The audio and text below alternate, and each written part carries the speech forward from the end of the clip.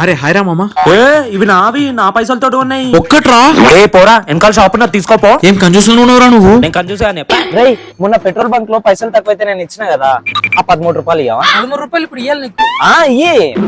Sir ఉన్నారా ఆయన? రేయ్ 3 రూపాయలు తక్కువనేరా. 3 రూపాయలే కదరా. రే నా 3 రూపాయలు నాకు ఇవ్వకపోతే పోలీస్ స్టేషన్ లో కేసేసే చెప్తున్నా. రే నేను ఈసారి మనం ముగ్గురు కలిపి గోవా ట్రిప్ ప్లాన్ చేస్తున్నాం. మనిషికి 20,000 అయితే వస్తారా రారా? సరే మామ నేను వస్తా, ఇగో గూగుల్ పే చేస్తా చూడు. నేను రాలేను రా. రే గోవారా, అమ్మాయిలు, బీచ్లు, షాకులు, మసాజ్లు, బికినీలు. నెక్స్ట్ లెవెల్ ఉంటది అనుకో. సరే వస్తా, కానీ నాకు కొన్ని రూల్స్ ఉన్నాయిరా. చాపు.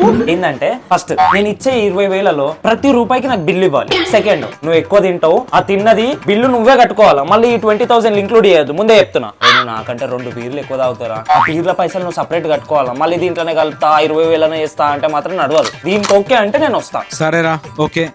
సంతకాలు పెట్టండి రా. రే ఇదేంద్రా మధ్యలో అగ్రిమెంట్ రా.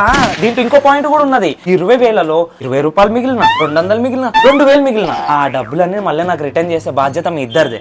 టైం పెట్టండి. నేనేం తప్పు చేస్తారా? తప్పేంద్ర చెప్పు.